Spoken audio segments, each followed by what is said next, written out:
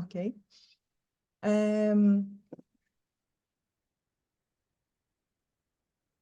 So Professor Christophilis Maggidis is currently professor at the Institute of World Politics and active field archaeologist in Greek for decades. And he's also the 5th president of the Mycenaean Foundation. He has received a vigorous classical education in the Classical Lyceum of the Anavrita School at the University of Athens with a Bachelor in History and Archaeology, being awarded several honorary distinctions and scholarships for excellence. He further pursued graduate studies on prestigious fellowships such as the Fulbright, William Penn, and Charles William Fellowships at the University of Pennsylvania, where he awarded his PhD in classical archaeology, and postdoctoral studies as a fellow at Brown University. Professor Maggidis is an active field archaeologist with long field experience since 1985 at major archaeological sites such as Thera, Aegean Cave, and Archanes in Crete, Glass, Mycenae, and he is currently field director of the Lower Town Excavations at Mycenae and field director of the Sperchios Valley Archaeological Project. His main research interests focus on the Aegean prehistory, especially Minoan, Mycenaean pottery, architecture, religion, society, economy, and foreign relations, but also include classical Greek sculpture and architecture, archaeological methodology, and interpretation. So without further ado, let's invite Professor Maggidis to begin his talk. Well, thank you very much, Despina. My thanks to you and the Department of Archaeology at York. Welcome to all of you. I wish I were there. I don't know how the weather is there, but over here in Greece, it's rather a British weather for the time being. So it is a great honor to follow after Oliver Dickinson, who presented you with his view of Minoan Crete and the Cyclades. My lecture today will focus on Mycenae, where I've been excavating since 1993. So it's been about 30 years of excavation and surveying there. So I will start my presentation with a brief introduction that is meant for the undergraduate students who have minimal contact with Mycenaean archaeology. So I'll give you the setting, geography, geopolitics, and chronology very, very briefly within 5-7 minutes. And then I'll move on to present the 3 major excavations or discoveries that we made, me and my team, at Mycenae the last 30 years. I will start with that are being, in the process of being published. The first will be the lower, the Palatial Workshops at Mycenae. Then the lower discovery excavation of the lower town, and finally the palace throne of Mycenae. All right, Ahiawa, the land of the Ahi, according to the Hittites, or Danaya, according to the Egyptians. It seems that Homer preserves the 2 international names of the Mycenaeans, Achaeoi and Danaoi, which we find in these 2 names, Ahi and Danaya. The Mycenaeans flourished in the 14th and 13th centuries BC, late Helladic 3A and B, in southern mainland Greece. As you can see, the great players in those times are the Hittites, the Assyrians, and the Egyptians, with the Greeks, before the Greeks, the Minoans, and then the Greeks, the Ahi, being the 4th major player in the area. This period is characterized by regional centralization of power, state formation, advanced socioeconomic organization, and cultural homogenization. The palatial authorities organized production of agricultural surplus, coordinated overseas trade, regulated socioeconomic life, and aided by palatial bureaucracy. Well, this cultural homogeneity of Mycenaean material culture with regional variations and local traditions is known as Mycenaean koiné, 14th and 13th century BC. This cultural homogeneity may be interpreted either as an end result of a gradual and complex process of acculturation towards uniformity through peer polity contacts of politically independent palatial states. That's the theory of political fragmentation. Or alternatively, we can see it as a byproduct of a certain degree of political unification of vassal palace states under the rule of Mycenae. This is the Achaean Empire theory. In the map, we see the Mycenaean expansion, the Mycenaeans after 1400 BC, and Professor Dickinson will explain his next talk, the connection between the Santorini explosion, volcanic explosion, and the changes, the geopolitical changes in the Aegean. But it seems that at around 1400 or slightly earlier, the Mycenaeans infiltrate Crete, occupy the island, and from there on, Crete becomes a province of the Mycenaean world, and as well as all its colonies and trade posts. So the Mycenaeans expand all over the eastern and to a great part of the western Mediterranean as well. And for the next 2 centuries, we have the Mycenaean koiné. Especially focusing now at Mycenae, in the Argolid Mycenae, you can view Mycenae after 150, 60 years of excavations. We can view it as 3 concentric circles. In the center, we have the citadel that fortifies and protects all the the important infrastructure, the palatial authority, the officials, priesthood, workshops, temples. And then outside, the next circle is the circle that contains the lower town. The previous theory was that there was no lower town. In fact, we have proved that there is one. According to the previous theory, there was small villages with separate drainage systems, but that doesn't seem to be the case anymore. So we have an extent lower town, and around it, of which just before we started excavations, there are only 11 houses had been excavated, or partially or totally. And now we have plenty more, but still it's too few for a 15,000 people town around the citadel. And then the outer circle is the circle of the cemeteries, chamber tomb cemeteries all around, forming an invisible and invincible wall of spirits and a kind of a territorial marker.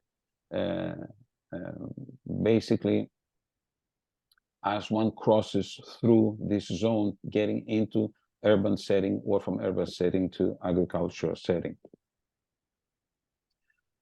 That's the citadel of Mycenae. You can see the Lion Gate, and then Grave Circle A, cult center, the official quarters, the palace. We're going to focus here later. The Palatial Workshops, which is the east wing, and the underground fountain. And here you can see the different phases of the construction of the walls, following different techniques. Still, all of them Cyclopean walls, but following different techniques, different foundation patterns. First wall 1350, second wall 1250, about 1250 BC with a southwest extension, and then the final one, 1200 BC, with the northeast extension. I need to remind you here that these huge walls, 5 to 8 meters thick, 12 to 18 meters tall, made in the Cyclopean technique, kind of a sandwich of Cyclopean faces with a core in between. They were mainly meant not to protect, because these people were fighting with slings and spears and arrows. These are huge walls for that kind of warfare. This was mainly projecting power and image. And this is also supported by the fact that for about 150 years, there was no water provision in the citadel. When they were actually in danger, then they add in Athens, Apteryns and the Mycenae, the underground fountains at about 1200 BC. And this is the chronology of the Greek mainland Crete and Cyclades. Roughly speaking, we have the first 2 centuries, just before 1600 to about 1400, the period of emergence. This is the period of the shaft graves, when we have the Mycenaean chiefdoms. And then eventually we have, from after 1400 to 1200, the peak of the Mycenaean power, the acme and the expansion of the Mycenaean world in the next 2 centuries, the so-called Mycenaean Koine, late Helladic 3a and 3b. And finally, the decline and fall of the Mycenaean world within about 100 years or so, due to several factors, environmental factors, earthquake storms, climatic changes that affect production and movement of populations, and also crop disease and overexploitation of resources. But at the same time, cultural reasons, geopolitical changes, the severance of the foreign sector of economy of the palaces abroad because of the descent of the sea peoples and the destruction of the seaports in Syria and Palestine, and of course, civil wars and uprisings. So all this is happening within the same 100 years. And all this with combined force brings the Mycenaeans, and not only the Mycenaeans, but also the Hittites and the Assyrians to their knees. Especially at Mycenae, we have studied the pottery and we have correlated, Maggidis has done that, we have studied the pottery and correlated identical pottery. We found identical pottery in different contemporary stratified and sealed contexts. So we have reconstructed 4 or 5 major destruction horizons that help us a lot in terms of chronology. The first one is very partial. As you can see here, the Petsas house, the date, the post-event status, and other catastrophes in other areas. The major horizon is around 1250, 1240 BC, strong earthquake and fires. We have the same thing at Aegeans and Thebes and possibly in Troy. So we have destructions inside the citadel and outside, also in the palace and other areas inside and outside. Then we have reconstruction of the whole area. Some of them are abandoned, some of them we have major repairs, and then a terrible destruction horizon with fires at the end of late Helladic 3b2 at around 1200 or slightly later. At that time, much is destroyed, very, very few things survive, partially restored, reoccupied on smaller scale, or abandoned. Then localized and limited fires in late Helladic 3c, and then buildings and areas gradually abandoned there without traces of destruction. Very good work that allows us to have a nice stratified, and chronological time frame. So I'm going to start with the Palatial Workshops. You can see them here. Palatial Workshops were first excavated by Tsundas in 1889, 1890, 1892. He published nothing.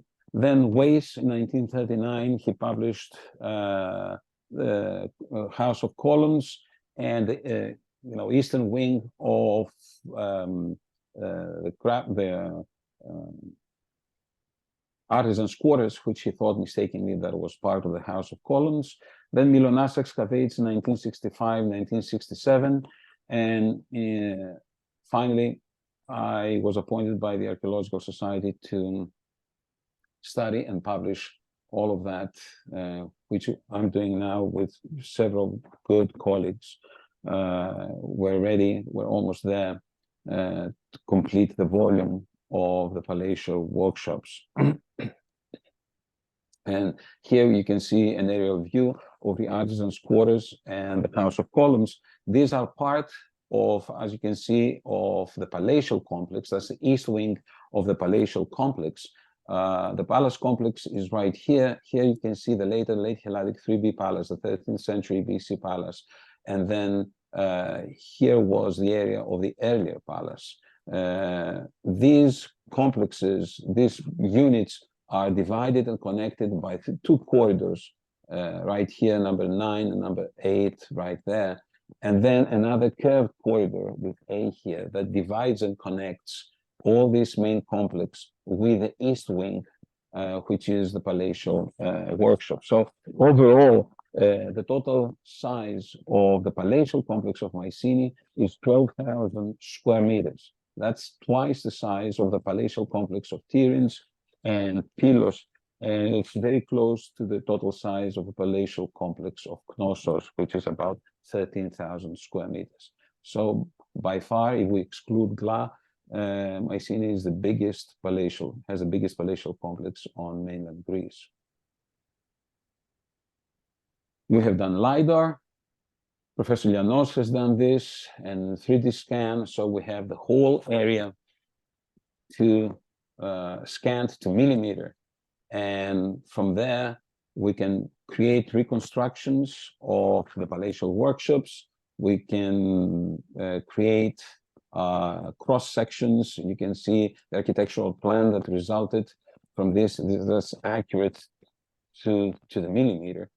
And then all the cross sections are being automatically derived by the GIS and the LiDAR images in full detail. And this helped us a lot to study not only the different terraces, because all these royal workshops were built with on artificial terraces with retaining walls, unified drainage system. There's a lot of central planning to this, but also the palatial construction with about 2.5, 3 meter stone walls reinforced with timber frame, as we find the traces, and then the second floor of mud brick, roof tiles, and so on and so forth. So we can study with the use of the LiDAR images and the cross sections. We can also create 3D reconstructions.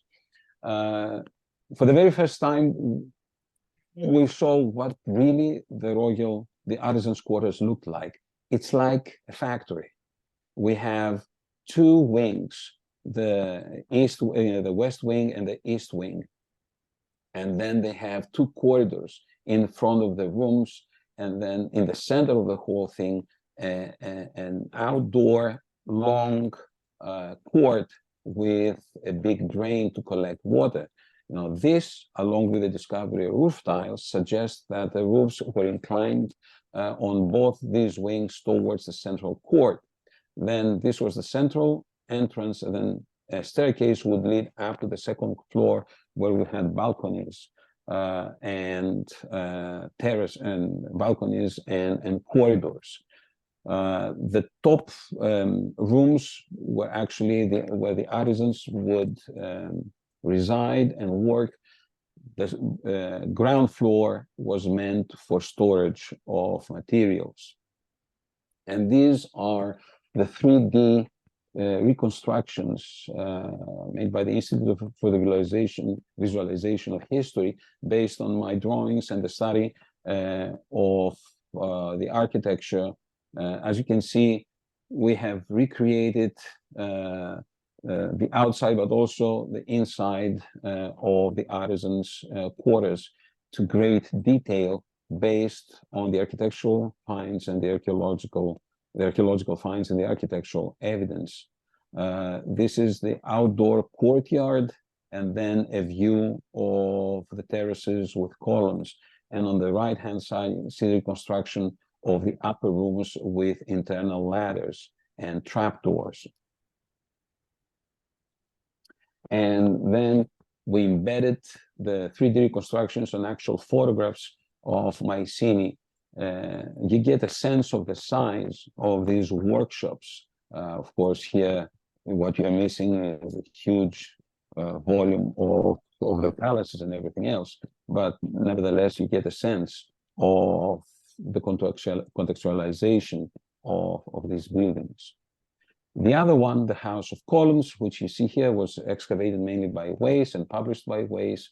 Here we have a megaron structure, which is the second biggest megaron on the citadel of Mycenae, and a courtyard framed by colonnades, as well as further down here, 2 or 3 stories of storerooms in which supplies, food supplies, and other things were stored.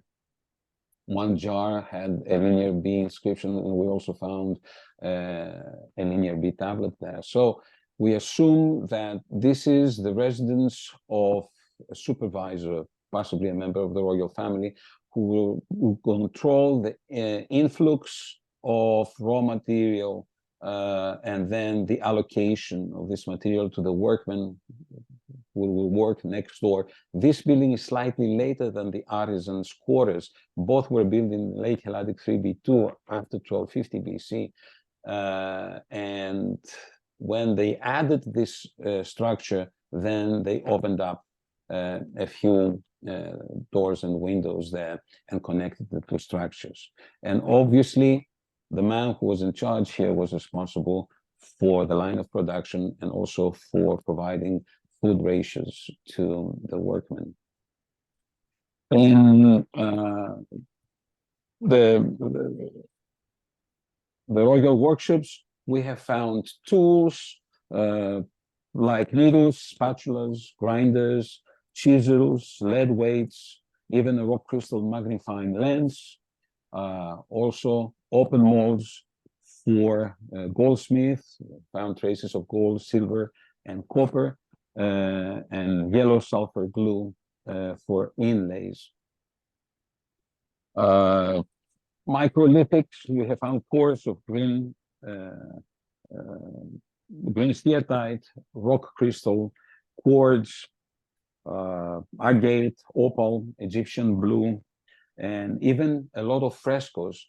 Second use of fresco fragments, recycling them for producing lime. Among the finds, we have half-finished objects, but also, especially 1,473 ivory cutouts and discards that also support the evidence. It's evidence that supports the theory of workshops there, and of course finished products like beads and inlays, and furthermore lots of pottery and figurines that help us with the actual dating. So the principal conclusions of the study, the excavation study, and the forthcoming publication of the Palatial Workshops is that we have definitely concluded that this was an integral part of the palatial complex based on location, architecture, and portable finds. We have worked on the dating, and it seems that there is a correlation with the ivory houses outside the Cyclopean walls. We've done an assessment of the palatial control over the raw material importation, the production line, marketing and exploitation, or use of the finished products. We have established the architectural form of a typical workshop and identification criteria for similar workspaces elsewhere. And finally, we examine the possibility of varied specialization of palatial sites and allocation of personnel, craftsmen, raw material, and market access in different palaces. It appears that we have different specializations in different palatial sites. So these are the principal conclusions or important keys for the forthcoming publication of the Palatial Workshops. Now, we're going to move to the lower town. According to Homer, Επίμενη, Ευριάγεια, πολύχρυσος Μυκήνη. Well-built, broad-roaded, and filled in gold, rich in gold, Mycenae. The excavations, the renewed excavations of the lower town started in 2007. Before that, I was working with Professor Yakoviris. He's my mentor, was my mentor. At some point, we decided to work at the same time at the lower town, alongside with excavating inside the citadel. This photograph is from excavating building Kappa inside the citadel. And the excavation outside started in 2007 and continued to 2015. And from there on, we started, the study seasons, and continuing somewhat with the survey, but also starting the study seasons. We have finished the first volume of the geophysical and archaeological survey, and now we're moving on to the second volume, which is the results of the excavation of the lower town. And this is a photograph of the work at Mycenae. This photograph is actually from 2011, where you can see there were some years that we had 150 people on site excavating. Here was another team surveying, studying in the museum, or working in both sites. Here are some of the photographs. In those 20-something years, we had about 400 or more undergraduate students and graduate students at Mycenae, and more than 30 faculty members. Now, before we excavated, we had an extensive survey and topographical survey using ground-penetrating radar, gradiometer, total station, aerial photography. I mean, the aerial photography of those times was this, nothing that we're doing right now with drones and everything else. That technology was not around in 2000, at least in our corner of the world. But we used a lot of geophysical methods, actually 4 or 5 of them, even geoacoustics, and combinedly. And that gave us a view of the lower town before we even started excavating. This is the survey area to the south of the Acropolis of the Citadel, and alongside the modern highway and the old highway, Mycenaean highway, that will come from Corinth and go to the Lion Gate. This is the area that we surveyed and further excavated. I managed to get an aerial photograph of the geographical service, the military geographical service. And when we analyzed it, we started looking at crop marks and ghost traces of walls. Then we used the ERDAS imaging software, and the red areas depict higher probability of construction. So you see, it showed us the very same areas. At that point, we got a permit, and we started using 3 different methods. Gradiometer, which is magnetometry. You see how the image would come out here, and then how it's interpreted. Red is the negative anomalies, stone walls. Green is the positive anomalies, soil field features and trenches. And the blue is the bipolar anomalies, metallic objects and burnt material. And the same area, kind of acres, was done with gradiometer, GPR, geoacoustics, and ERT, electrical resistivity tomography. Now, the most astonishing find was 2 gates. This is a central gate, and you can see the blow up here. You can see it in the gradiometer image, and here you can see it in the GPR image. We have 2 towers and the gate in between. Obviously, these gates are connected with another circle, a wall, an outer wall that protected an important part of the lower town, and probably the industrial sector of the lower town, which we discovered. And here you can see the road that goes up and goes through the gates. This is the Mycenaean road, which goes alongside the modern road, further to the east, but parallel to it, and that will go all the way to the Lion Gate. So we have 1 gate here and another gate next to the dam. There was a dam at the Havos Gorge there, and that is the gate and part of the fortification wall that you see here. So we have to imagine that there's more, another section of the fortification wall that would run right here, and then up on, I'll show you to you on another image. This is an astonishing discovery. Unfortunately, we haven't touched it yet because it lies on fields that I couldn't excavate. We excavated this area here because this was the area that I could purchase. But I also purchased all these acres here. So they're now under my name. And that's what we're planning to return and excavate and at least bring to light this particular gate next to the Havos Gorge. Now, if you blow it up further, you see huge complexes the size of the oil merchant group. And even if you blow it further away, further up, you see, you know, a whole town built in, you know, south of the citadel. Obviously, many more buildings existed all around the citadel in the second circle around the citadel. Here you can see the two gates, the central gate and the east gate. You know, probably a wall was running like this, going all the way up to the Panagia houses. And this is the first Mycenaean bridge done here, and then the second one there. And this is the old Mycenaean road coming through the central gate. And as you can see, it's parallel to the modern road coming up. We also did, you know, deep trenches, and we found two fields. There is a red field number 1, which is pre-Mycenaean, way deeper.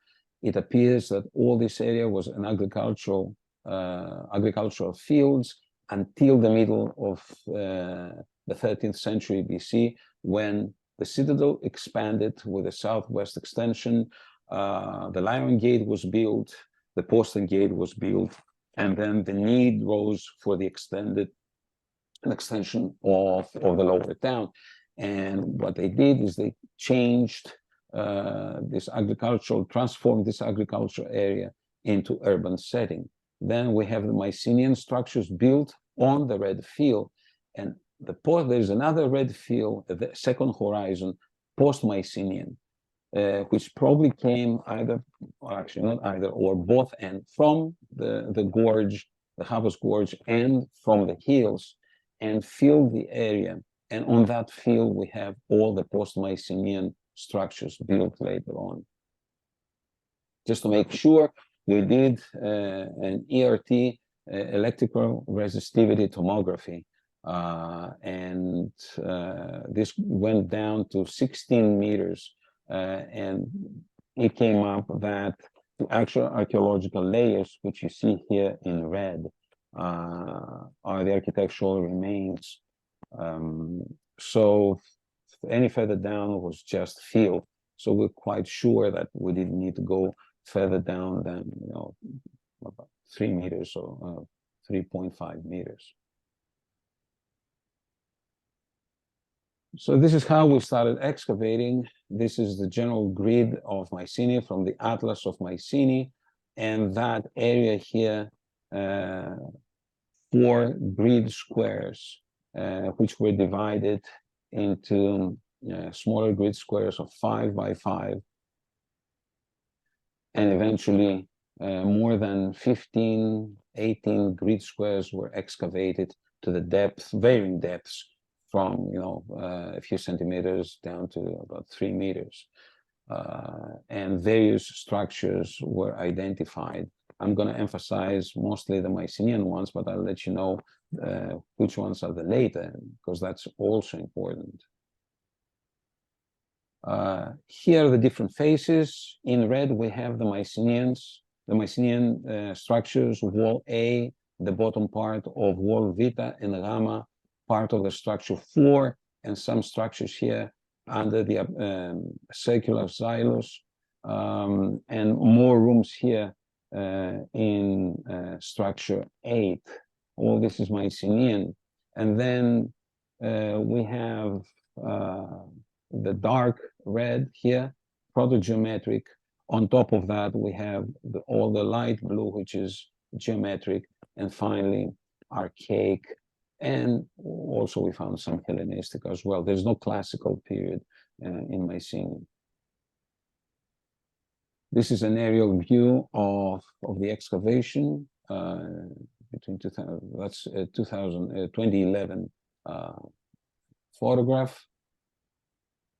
Here's wall Vita and Gamma, and here in the circle you can see the gradiometer image. The bottom of that part of that wall Vita and Gamma is Mycenaean. The top part was added later or repaired later in post-Mycenaean and probably geometric times.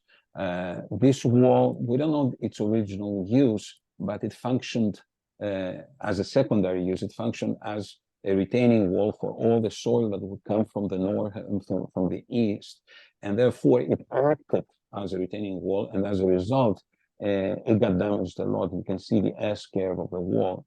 It acted as a mattress, but the original purpose of the wall must have been different. Here you can see wall Vita and wall Gamma, and the later repairs, we removed sheds from the thickness of the wall and from the foundations. So we have dated the different successive repairs of the wall. And this is quite interesting. That's the Mycenaean level down here at the base of wall Vita. And that up here, at 1.5 meters on top, we have a geometric grave of about 800 BC. So here's the debris flow. The post-Mycenaean red fill, number 2 fill, is about 1.5 meters.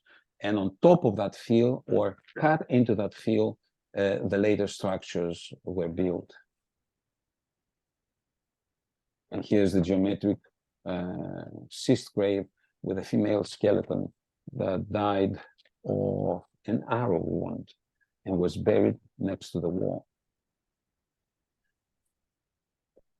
We did the GIS inquiry, and then we found out that the majority of slinks and projectile points that were discovered in the industrial sector of the lower town were found around wall Vita and Gamma and around wall Alpha, wall A.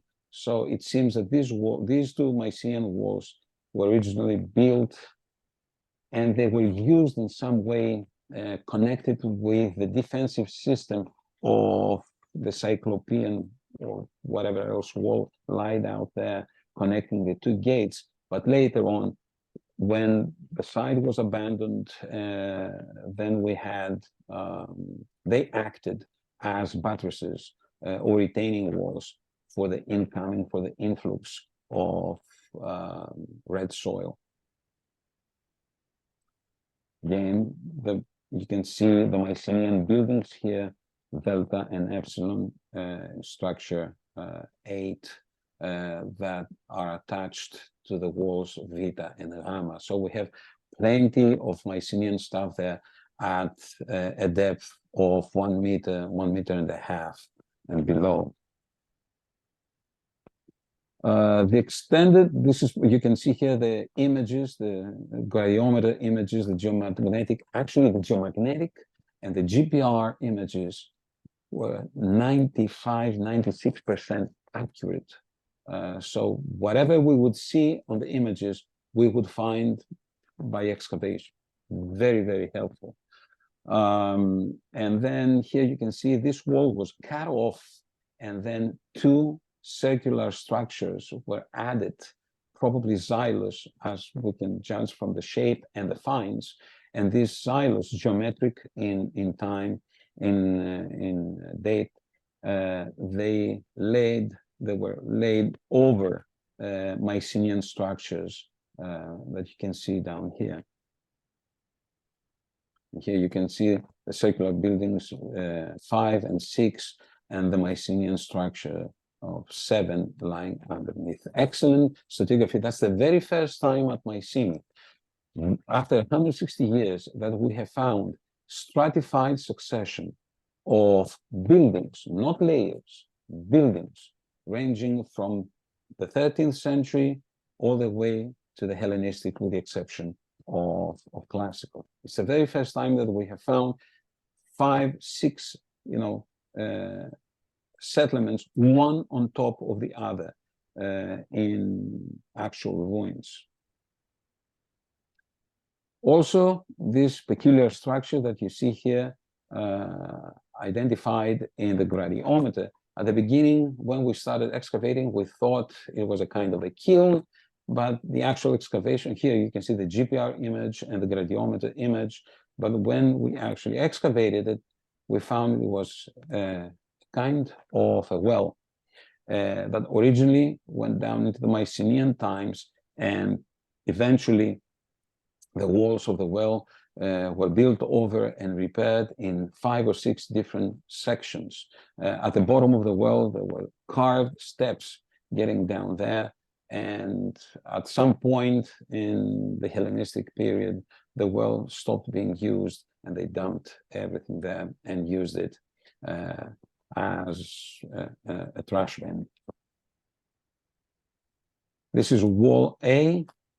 Again, as you can see, it had a normal face here, Cyclopean wall, and then on the other side, there was no face. So probably, we don't know the exact use, but as I said, we found a lot of projectiles there. It might have been part of the defensive system, but when it was abandoned, a lot of red soil came from the gorge and then backfilled all that area. If you look at the actual wall, here's the finished side, this is the inner side, and here there was no cut at all. So this was not built to protect as a retaining wall from the field, but it was, it was lying there. It was built there for a different purpose, and as secondary use, it functioned as a retaining wall. On that wall, that created basically a natural terrace, natural/artificial terrace, were built houses and workshops of the geometric and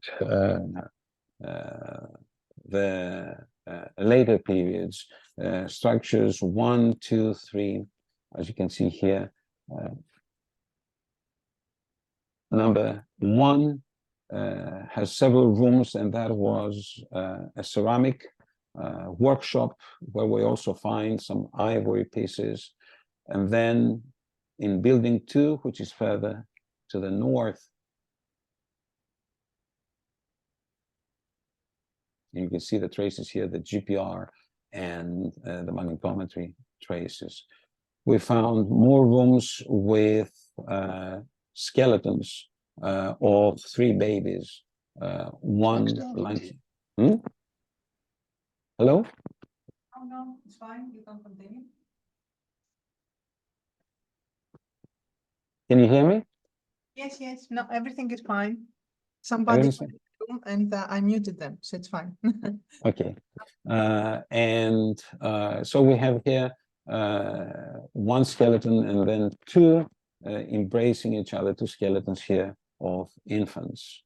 And finally, the apsidal building 3, which is proto-geometric and lies underneath 1 and 3.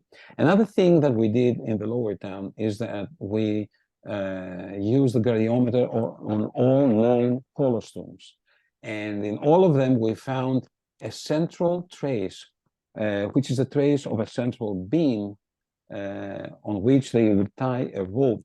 And with the use of the rope, they would actually design the diameter of the tomb, and by extending the rope, they would create the inclination of the vaulted roof. That's very, very interesting, and that, basically it supports and gives evidence to the theory. I think Elizabeth French also mentioned that in a couple of articles of how these structures were built. But in the treasure of Atreus, we found something much more interesting. We found traces of actual houses, Mycenaean houses beneath. This is the continuation of the Kato Panagia houses.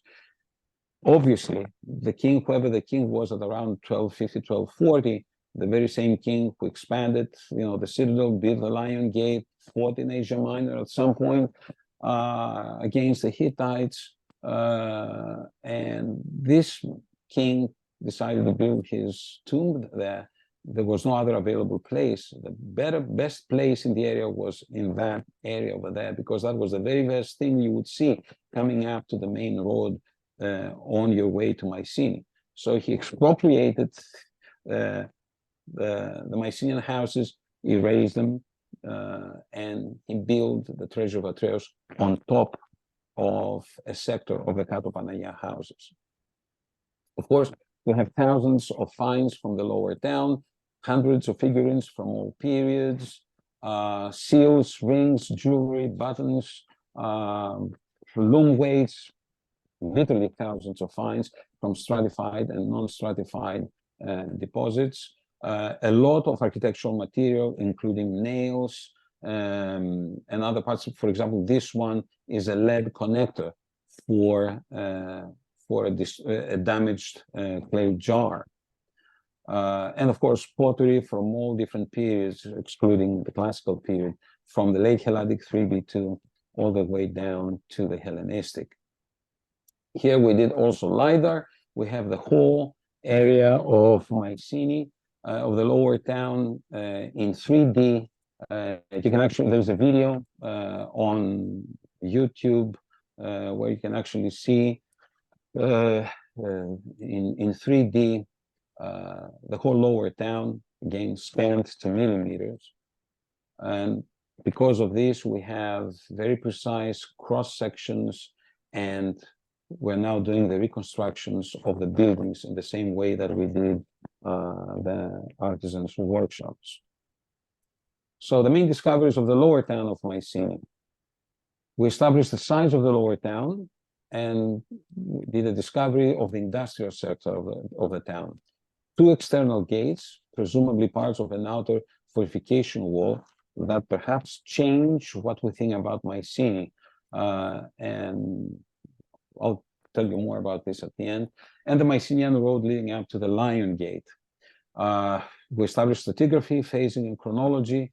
We have certification for the very first time at Mycenae after 160 years, 70 years, certification of superimposed buildings from 6 different places, so from 6 different phases. So we have continuation of inhabitation with no actual hiatus there. We did an assessment of palatial control over land, resources, and infrastructure, road system, bridges, dams, retaining walls, and terracing, irrigation. And we studied the transformation process from agricultural land to urban setting.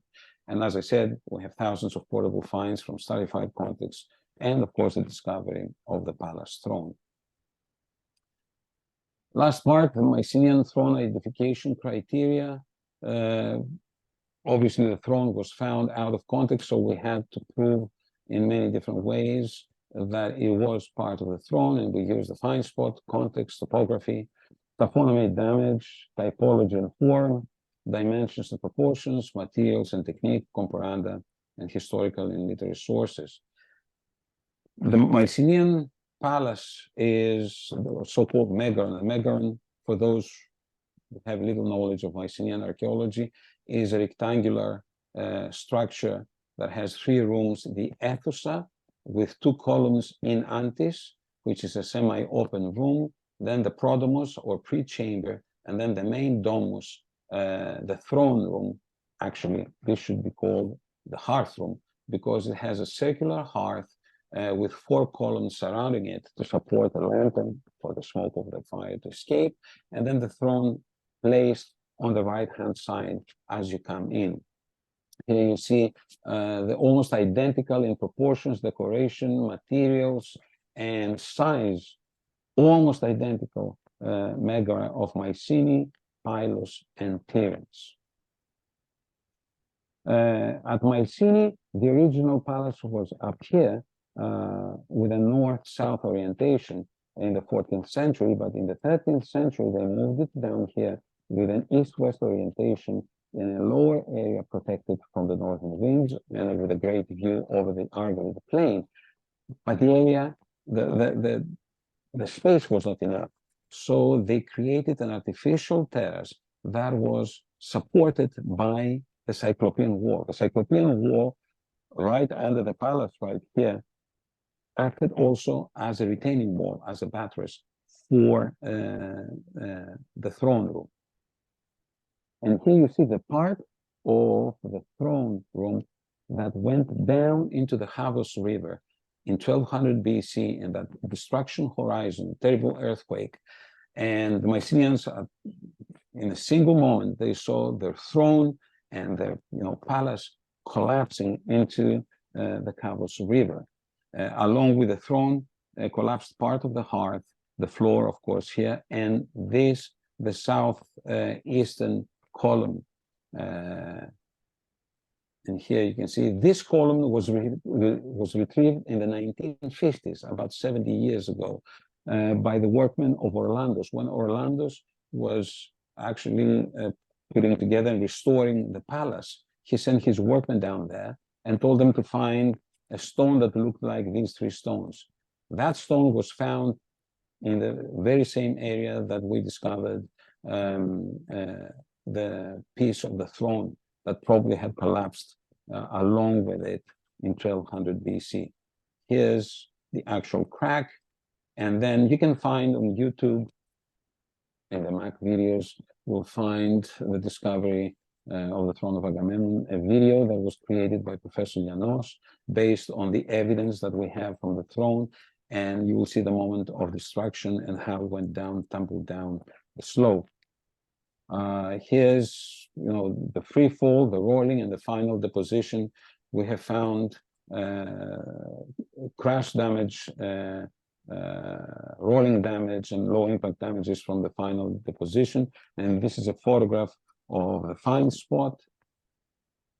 And the dimensions of the surviving part, about 54 by 35 and 23. The original dimensions must have been about 50 by 70, and the whole thing, along with the back, would be about 250 kilos. You see other seats, from Katsambas, from Myristis and Crete. Here's the Mycenae, here's the seat from Knossos and the Knossos throne. The diagnostic features of the seat, the form and the shape of the seat's ledge all around, the contact traces of a backrest slab, the small depth of the seat depression, and the seat depression sloping to the rear. Here is, the traces of the backrest slab on the rear ledge of the seat and the reconstruction of it made by Professor Llanos. And this is the seat depression at Mycenae. It's about 3 centimeters, Knossos 3.5. And you see how it gently goes deeper in the rear side, just like all typical seats. Here's a comparison between the Mycenae throne and the Knossos throne. And if you look at the study of proportions, we have close analogies. We have identical depth and width proportion, identical maximum depth of the central depression dipping towards the backrest. The maximum length of the seat depression is bigger than the Knossos throne, but consisted with the size of the skeletons in grave circle 8 Mycenae. Obviously, Mycenaeans were bigger in terms of anthropometric analysis. The contact zone of the backrest occupies the same proportion with the total width of the rear ledge, and the raised base of Mycenae has the same length width proportion to that of the base throne. So the study of proportions along with the construction shows that this was a seat and actually a throne almost identical to that of Knossos. Also, by looking into the different publications and in the Museum of Mycenae, the Storms, and an article of Elizabeth French mentioned that, and that led me to look at these pieces. There are 3 pieces, 2 of them joining, of green steatite with a spiral theme that were found in 3 different areas of Mycenae, of the city of Mycenae. Obviously, after the catastrophe, people went there and collected pieces that remained from the throne. And I think that, you know, these were parts of the decoration of the base of the throne, just like the throne, the serpentine base of the throne of Tyrants. Of course, the throne of Knossos was built out of alabaster, and the point of that was to create a symbolism of the connections with the great power of Crete with the Egyptians. At Mycenae, the throne is made of the local limestone. And then, I mean, it gives a different connotation, different symbolism, a symbolism of autochthony and antiquity. It is made of the same material of the actual citadel. And imagine it as an outcrop, a sacred outcrop coming out from the painted floor of the palace, being a fixed point, you know, a symbol of autochthony and antiquity. So a very different aim than that of the Minon Thronos at Knossos. Now, as a result from the study of the throne, we have what is evident is that there is a formalization and standardization of the ultimate palatial power symbol. The selection of the material, the local limestone, and especially the combination of the local limestone, beautifully polished, with green serpentine, is clearly palatial, both at Mycenae and Tyrants. And that selection of material creates memory of autochthony and antiquity and conveys symbolisms of power and prestige. Also, collecting the throne relics is an attempt to preserve memory. And this is how collective, you know, actual historical memory of the catastrophe was transformed into collective historical memory and eventually to mythology, the Atride mythical cycle. Now, let me finish with this. The theory of a large Achaean state ruled by a single great monarchs. We talked earlier about the two different theories. Have palatial states with possibly Mycenae primus inter pares, or an Achaean empire. And we have evidence for one side and the other side. Now, the theory for a larger Achaean state ruled by single great monarchs is collaborated by the remarkable uniformity of palatial bureaucracy in Crete, and agrees also with the official view from abroad.